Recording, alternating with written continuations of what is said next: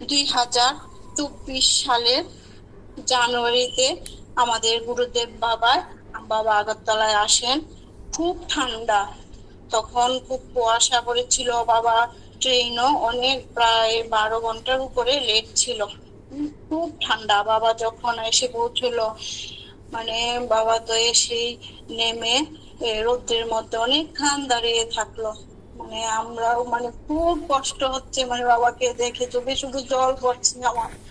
বাবা এত কষ্ট করে, অথচ আমরা আসে ঠিকই, কিন্তু আমরা কিচ্ছু করতে পারি না। কিন্তু বাবা তো অন্তর্যামী, ভগবান স্বয়ং। তারপরে বাবা সুমা সাহা, সত্যব্রত সাহার বাড়িতে যায়।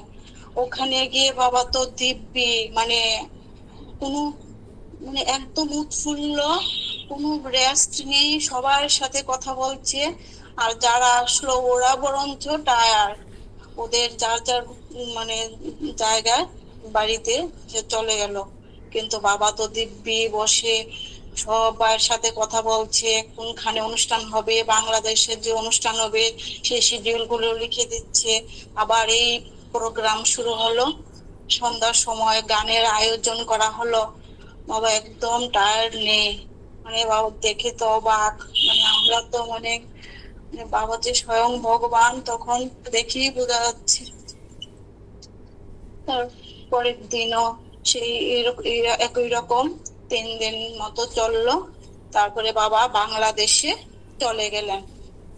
তা আমি গেলাম না। অনেকে আমাদের ত্রিপুরার অনেক ভাই বোন গেছে, বা অন্যখানের থেকেও গেছে বাংলাদেশের অনুষ্ঠানে। বাবা যখন বাংলাদেশ থেকে ফিরলো যেদিন, সেদিনও গেলাম ইয়েতে আখাউড়ায় পোস্টে। ওখান থেকে বাবাকে অনেক ভাই বোন নিয়ে আসলো বাবাকে, আমিও গেলাম। উঠলো বাবা অসীম সাহার বাড়িতে, ওখানেও খাওয়া দাওয়া হলো। বাবাকে দেখে প্রায় বিকেলের দিকে, সন্ধ্যার দিকে ফিরে আসলাম বাড়িতে। এরকম ভাবে প্রত্যেক দিনই প্রায় 3 দিনের মতো হবে বাবা থাকলো। আমি সকালবেলা ভোরে বাবার কাছে চলে যেতাম, প্রায় 5-6টার মধ্যেই বাবার কাছে চলে যেতাম। যেদিন বাবা ফিরে চলে যাবে এর আগের দিন সকালবেলা আমি বাবার কাছে গেছি। আর কেউ আসেনি। ওখানে বাবার নারায়ণ পূজা করবেন, তো ছন্দাদি বলল তুমি এসে একটু সিন্নি করে দেবে। তো আমি খুব তাড়াতাড়ি চলে গেলাম, ওরা সবকিছু রেডিও করেনি। আমি বাবার কাছে বসে থাকলাম। বাবা বলল কিছু বলবে? আমি কি না বাবা, তো বসে থাকি। কতটুক পরে আমি বাবাকে বললাম, বাবা আমাদের বাড়িতে তুমি যাবে? আমি তো সব রেডি করে গেছি, বাবাকে আনবো। আমাদের যে আমাদের শ্বশুর মহাশয় যে ঘরটা, নিচের ঘরটা চাবি দিয়ে গেছিল, এই ঘরটা রেডি করে গেছি, বাবাকে এনে এখন একটু রাখবো। তো বাবা বলল যাব। তো বাবা কখন যাবে? বাবা যে আমি তো কালকে চলে যাব, গোছানো টোছানো আছে, কি করে যাব? আবার বললে যাব, আর কিছু বলিনি। তারপরে এই নারায়ণ পূজার জন্য, সিন্নি করার জন্য আমি চলে গেলাম। তো পূজা টুজা বাবা দিল, পূজা করলো, অনেক মানুষই আসলো। এর মধ্যে 1-2 জন এসে বলে বাবাকে আমি নিয়ে যাব। তখন আমার মনটা খুব খারাপ। আমি কি বাবা ওখানে যাবে, আমাকেও কিছু বললো না, বললো যাবে, আবার বললো না আজকে না।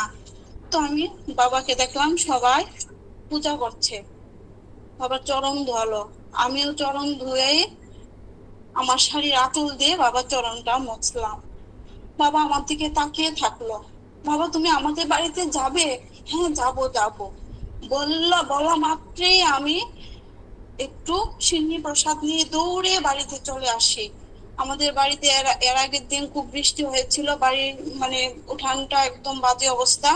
আমি এসে মোটামুটি সব ঠিক করে রেখেছিলাম, কিন্তু উঠানটা একটা লোক দিয়ে পরিষ্কার করে সব ঠিকঠাক হয়ে যখন আমরা রেডি, তখনই বাবা এসে আমাদের গেটের সামনে পৌঁছলো। এরকম বাবা প্রায় আধা ঘন্টার মতো থেকে একটু পূজা টুজা করে বাবা চলে গেল। পরের দিন বাবা তো মানে ইয়েতে চলে যাবে। বিকেল দুপুরবেলা আমি অসীমদার বাড়িতে যাই দুপুরে খাওয়ার জন্য। অসীমদার বলে দিল। তো যাওয়ার পরে বাবা আমাকে দেখে বলে, বাড়িতে যাও, বাড়িতে যাও। বাবা তো অন্তর্যামী, সব দেখেন বাড়িতে মানে কি অসুবিধা বা আর কি অসুবিধা সব বলে। বাবা আমাকে দেখে বলে, এখন বাড়িতে যাও, বাড়িতে যাও। তো বাড়িতে চলে আসলাম। পরের দিন বাবা রেল স্টেশনে যাবে ভোরবেলা, বাবার সাথেও গেলাম। এটা 2024-এর ফেব্রুয়ারিতে বাবা। তারপরে ফেব্রুয়ারিতে বাবা নবদ্বীপ গেল। আমরা যাব, আমাদের এখান থেকে কয়েকজন গুরু ভাই বোন যাবে, আমিও ওদের সাথে রেডি হলাম। তারপরে ওখানে নবদ্বীপ তো মানে পরিক্রমা তো মানে মানে কি বাবা না থাকলে তো বলার মানে প্রশ্ন ওঠে না। আমরা যে কিভাবে যে বাবার সাথে যে আমরা পরিক্রমা করলাম, মানে এর আগের জন্মে মনে হয় কোনো একটা পুণ্য কাজ করেছি, তার জন্য এরকম গুরুদেব পেলাম, প্লাস গুরু ভাই বোন পেলাম। ওইখানের যে আমাদের চম্পকদা বা পম্পা যে অ্যারেঞ্জমেন্ট করলো বা আমরা যেভাবে পরিক্রমা করলাম, মানে বলার মতো না। এখন যদি ভাবি মানে অবাক লাগে যে আমরা এটা বাবার জন্যই করতে পেরেছি। মানে খুবই মানে এরকম অভিজ্ঞতা যেমন আর কোনোদিনও হয়নি, মনেও না আর হবে। সবথেকে সেরা মানে এটা। তারপরে পরিক্রমা করে এর মধ্যে তো মাঝখানে তো কতই অলৌকিক ঘটনাও ঘটেছিল। হ্যাঁ, তারপরে তো বাড়িতে ফিরে আসলাম। আগস্টে বাবার জন্মোৎসবে বেনারসে গেলাম 2024-এ। ওইখানে তো মানে বাবা থাকলে যেরকম হয় খুবই ভালো উৎসব হলো। মাঝখানে শুনলাম বাবা তো প্রত্যেক বছর বৃন্দাবনে যায়। আমার খুব ইচ্ছা ছিল যে আমি ইয়েতে যাব, বাবার সাথে বৃন্দাবনে যাব। এই ইচ্ছাটা তখন আমি মনে মনে প্রকাশ করলাম যে বাবা তুমি বৃন্দাবন যাচ্ছ, আমি তোমার সাথে যেতে পারবো না। আর কিছু বলিনি, বাড়ির তো অনেক ঝামেলা, কিছু বলিনি, এতটুকুই। তারপরে এই যে 2025-এ জানুয়ারিতে যে মহাকুম্ভ চলছিল, তখন আমাদের এখান থেকে 4জন গুরু ভাই বোন আমরা সহ ঠিক করলাম আমরা প্রথম দিকে মহাকুম্ভতে যাব। তো সুমার সাথে আমরা আরো 3জন আমরা টিকিট কাটলাম। সুমা বলল যে আমরা বৃন্দাবন যাব। তো বৃন্দাবন আমি তো বললাম আমিও যাব, তুমি আমাদের সাথে আমার টিকিটটা কেটে নেবে। তো ওইখান থেকে মহাকুম্ভ তো মানে প্রথম তো ভাবলাম মহাকুম্ভ জানি কত কষ্ট, কিন্তু বাবার কাছে যাওয়া তো মানে কোনো কষ্ট করি না। তো স্নান করলাম, প্রথম পূর্ণিমা স্নানটা করলাম, দ্বিতীয় দিন 14 তারিখের পৌষ সংক্রান্তির স্নানটাও করলাম। ওই দিনই বাবা আমার বাবা মানে শরীর খুবই খারাপ, আগের থেকেই খারাপ ছিল, কিন্তু সেদিন আমার বাবার শরীর খুবই খারাপ। ভিডিও কল করে আমার ভাই দেখালো বাবাকে, আমি বাবাকেও দেখালাম। বাবাকে আমি মনে মনে বললাম, বাবা তুমি আমার বাবাকে মুক্তি দিও, কষ্ট পাচ্ছে। সেন্স আছে সবই, কিন্তু মানে খেতে পারতো না। তারপরে সেদিন কিচ্ছু হয়নি, 14 তারিখ মানে পৌষ সংক্রান্তির দিন বাবার কিচ্ছু হয়নি। এর 2 দিন পরে বাবার মৃত্যু হলো। আমি তখন বৃন্দাবনে ছিলাম। 14 তারিখ বাবাকে তো দেখলাম। তো সেদিন সন্ধ্যার সময় আমরা ফিরবো, বৃন্দাবনের গাড়ির ট্রেন ধরবো। সন্ধ্যার সময় বাবার থেকে মানে বিদায় নিয়ে ফিরবো। তো বাবার সামনে তো ঘরের ভিতরে তো বাবা বসে আছে, অনেক মানুষের মধ্যে আমি তো ভিতরে যাইনি, দরজার থেকে দাঁড়িয়ে তাকিয়ে বাবার দিকে তাকিয়ে বলছি, বাবা তুমি যাতে রক্ষা করো, আমরা যাতে কোনো অসুবিধা না হয়, মনে মনে সব বলছি। বাবা হঠাৎ করে আমার দিকে তাকিয়ে থাকলো, মানে এই তাকান, এটা যেমন এখনো আমার চোখে ভাসছে। বাবা এই জন্য আমাকে বৃন্দাবন পাঠাচ্ছে, এমন ভাবে তাকালো। আমি তো অবাক হয়ে থাকলাম, বাবার দিকে তাকিয়ে থাকলাম। যেতে ইচ্ছা করছে না, তবু তো যেতে হবে। তো ওদের সাথে ফিরে গেলাম বৃন্দাবনে। কোনো কষ্ট হয়নি, খুবই ঠান্ডা ছিল।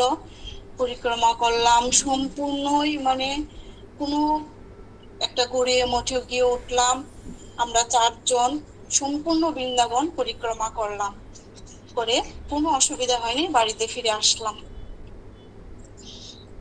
তারপরে 25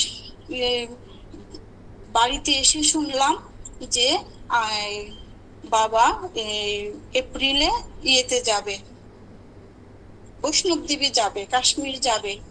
আমার তো খুব ইচ্ছা বৈষ্ণব দেবী যাবা, কিন্তু মেয়ের এক্সাম, এন্ট্রাম। তারপরে আমি কি করে যাব? আমি ফাল্গুনি দা, ওখানে তপন দেওয়া ছিল বাংলাদেশের, ওদেরকে ফোন করে বললাম যে মানে আমাদের ইচ্ছার উপরে এইভাবে ডেটও দিল, কিন্তু আমার মেয়ের এক্সামের জন্য যেতে পারবো না। কিন্তু বাবা তো মনে মনে অন্তর্যামী, সবই বুঝে। আমার বড় মেয়ে তখন ছিল এই মুর্শিদাবাদের পলসন্ডা গ্রামে, ওখান থেকে নবদ্বীপে বেশি দূর না। তো চম্পকদার সাথে আমি যোগাযোগ করলাম, আমার মেয়ে বলল, মা আমি নবদ্বীপও দেখবো, তুমি আসো। তো আমি চম্পকদার সাথে যোগাযোগ করে আমরা 5 জন মেয়ে মানুষ, আমরা 5 জন ট্রেনে টিকিট কাটি, বা যেখানে যেখানে যাব সবখানে টিকিট। তখন চলছিল এই বাসন্তী পূজা। আর এই নবদ্বীপে গেলাম, তারপরে এই মায়াপুরে গেলাম। আমরা 5 জনের কোনো অসুবিধা হয়নি। আর চম্পকদার তো মানে কত অ্যারেঞ্জমেন্ট করে রেখেছে, হোটেল প্লাস ওখানে টোটো, মানে ঘোরাঘুরি, কোনো অসুবিধা হয়নি। তারপরে ওখান থেকে আমরা 3টা পীঠস্থান, সতীর পীঠস্থান দর্শন করলাম। এই ষষ্ঠীর দিন কিরিটেশ্বর মন্দির, সপ্তমীর দিন তারাপীঠ, অষ্টমীর দিন বক্রেশ্বর মন্দির দর্শন করে কোনো অসুবিধা হয়নি। তারপরে বাড়িতে ফিরে আসলাম। আস্তে আস্তে তখন তো সাথে সাথে কিচ্ছু বুঝিনি। তারপরে অনেকদিন পরে বুঝলাম যে বাবা যে সেটা আমাদেরকে পাঠিয়েছে। আমার ইচ্ছা ছিল যে বৈষ্ণব দেবী দর্শন, কিন্তু বাবা আমাকে 3টা দর্শন করিয়ে দিল। বাবার কাছে আমার কোনো আর চাহিদা নাই, বাবা আমাকে অনেক করেছে, অনেক করেছে।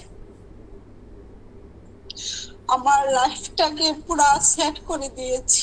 এখন যদি মনে করি বাবার কথা, চোখে শুধু জল আসে।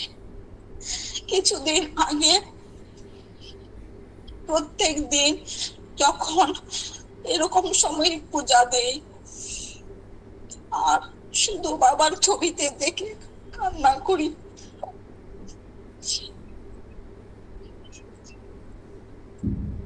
বাবা তুমি আসো, বাবা তুমি আসো।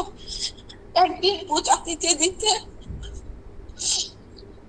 ঘন্টা বাজাচ্ছি, উলুধ্বনি দিচ্ছি, এই কৃষ্ণের বাঁশি সব মাঝে মধ্যে আমি খুলে রাখি, সবসময় খুলি না, মনে থাকে না, মাঝে মধ্যে খুলে রাখি সেবা দেওয়ার সময়। হঠাৎ দেখি পূজা দিচ্ছি, আপনি বাঁশি খুলে ঠিক আমি যেখানেই রাখলাম সেখানেই চলে যাচ্ছে। আমি বাবাকে শুধু ডাকি, বাবা তুমি আসো আসো। বাবা তো আমার ঘরের মধ্যে আছে, বাবা সারা দেয়, সারা দেয়, সবসময় সারা দেয়।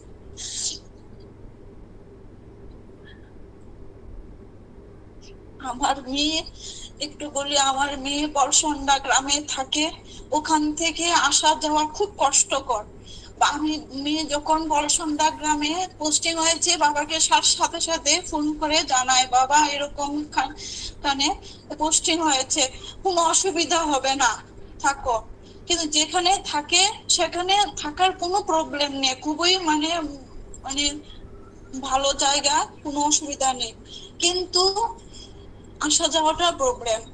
আমার মেয়ে যখন এই ইয়ের থেকে ওই দিন জুন মাসে যখন আমি মার পূজা করলাম, মেয়ে আসবে, আসলো তো ঠিকভাবে। যাওয়ার সময় বাবা, যাওয়ার সময় তো মানে এর আগের দিন রাত্রের ফ্লাইটটা ধরলো, রাত্রে গিয়ে এয়ারপোর্টে থাকলো কলকাতার। তারপরে ভোর 4টার সময় দমদম রেল স্টেশনে থেকে ট্রেন ধরবে, মানে 10টার সময় গিয়ে অফিসে জয়েন করতে হবে। তো ভোর 4টার সময় ট্রেন ধরবে, 3টার সময় ও উবের বুক করে রওনা দিল। কিন্তু আমি তো সজাগ থাকলাম, কিন্তু ও আমাকে বললো, মা তুমি এখন ঘুমিয়ে থাকো, আমি উবের ঠিক করেছি, চলে যাব। ঠিক, কিন্তু পরে আমাকে 15 দিনের পরে আমাকে জানালো যে কি অসুবিধা হলো। সব বাবার কারণে সব ঠিক হয়ে গেল। এই যে উবের ঠিক করলো, উবের যাওয়ার পথে খুব মানে জ্যাম, বড় বড় ট্রাক লাইন ধরে দাঁড়িয়ে আছে। এখন মা, আমি উবেরে যদি বসে থাকতাম আমি ট্রেন ধরতে পারবো না। আমি নেমে হাঁটতে লাগলাম, কিন্তু কোনো মানুষজন নেই, একা মেয়ে মানুষ হাঁটছে আর বাবার নাম জপ করছে, মন্ত্র জপ করছে। হাঁটতে হাঁটতে গিয়ে গিয়ে একটা আবার উবের বুক করলো বাইকে। বাবা, আমার মনে হয় বাবা স্বয়ংই পাঠিয়েছে এই বাইকটা। একদম প্ল্যাটফর্ম নাম্বার 2-তে নিয়ে একদম বগির সামনে নামিয়ে দিল। যে বগিতে উঠলো সে বগি মানে আর 5 মিনিটে ট্রেন ছাড়বে। উঠে দেখে গীতা বগিটার মধ্যে ফুল ইয়ে মানে লেবার। ও তো ভীষণ ভয় পেয়ে গেছে, রেলের এক কোনাতে গিয়ে বসে থাকলো কামরার। কিন্তু খুব ভয় পাচ্ছে আর বাবার নাম জপ করছে। হঠাৎ দেখে কি একটা পুলিশ এসে হাজির। পুলিশটা সাথে সাথে সব লেবার গুলোকে অন্য কামরাতে নিয়ে রাখলো। ও মানে একটু সেফ ফিল করলো, আর একটা ফ্যামিলি উঠলো। এভাবেই বাবা রক্ষা করছে এবং রক্ষা করবেও, আমার একদম দৃঢ় বিশ্বাস। আর কিছুদিন আগে যে এই যে হিন্দু মুসলমানের যে একটা মুর্শিদাবাদের যে একটা গন্ডগোল চলছিল, বাবার কৃপাতে ও তখন ওখানে ছিল না। ঠিক গন্ডগোলটা লাগার আগে ও চলে আসলো হায়দ্রাবাদে ওর একটা পার্সোনাল কাজে। আবার যখন ফিরলো তখন ওখানে সব শেষ। ফিরলো কিন্তু সবাই ফোন করছে, ও কেমন আছে, ও কেমন আছে। না ও ঠিকই আছে, সব বাবাই ঠিক করছে। বাবা স্বয়ং কৃষ্ণ, কৃষ্ণ স্বয়ং শিব, সব দেব দেবী তা বাবার সব রূপে বাবা আসে। এই যে আমরা যে 2022-এ এই পুরীতে গেলাম, মাঝে মধ্যে অনেক কিছু মিস হয়ে যাচ্ছে। পুরীতে গেলাম, ওখানেও মানে ঝিমিলিতে যে অ্যারেঞ্জমেন্ট করলো, ওখানেও বাবা মানে বাবা যে যেখানে অ্যারেঞ্জমেন্ট করলো সেখানে যে মানে বাবা ঢুকলো, ঢুকার মুহূর্তটা মানে খুবই মানে অদ্ভুত ছিল। আমার কাছে তো খুবই অদ্ভুত ছিল, মানে রোমান্টিক। আমি যখন ঢুকলাম, বাবার একটা যে গান দিল, বাবা গিয়ে বসলো, আর বাবা আমার চোখেতে জল পড়ছে, বাবার নাম জপ করছে, আমি ফটো তুলছি। বাবা দিকে হঠাৎ আমার দিকে থাকে, আমি ফটো তুললাম। বাবাকে মনে প্রাণে ডাকলে বাবা সাড়া দেয়, একদম দেয়। আমি ফিল করেছি, এখনো ফিল করছি। কিন্তু পরশুদিন আমি আমার ছোট মেয়ের কলেজে গেলাম। কোনোদিন একা যাই না, মেয়ের সাথে যাই, কিন্তু একটা পার্সোনাল কাজের জন্য গেলাম। বাবাকে ডাকছি, কিন্তু যার কাছে যাব সে স্বয়ং আমার কাছে এসে হাজির। এভাবেই বাবা সারা দেয়। প্রণাম প্রণাম, ভুল ত্রুটি ক্ষমা করবেন, আমি অনেক কথা বলে ফেলেছি, ঠিক কিনা তাও জানি না। প্রণাম প্রণাম, সবাইকে প্রণাম।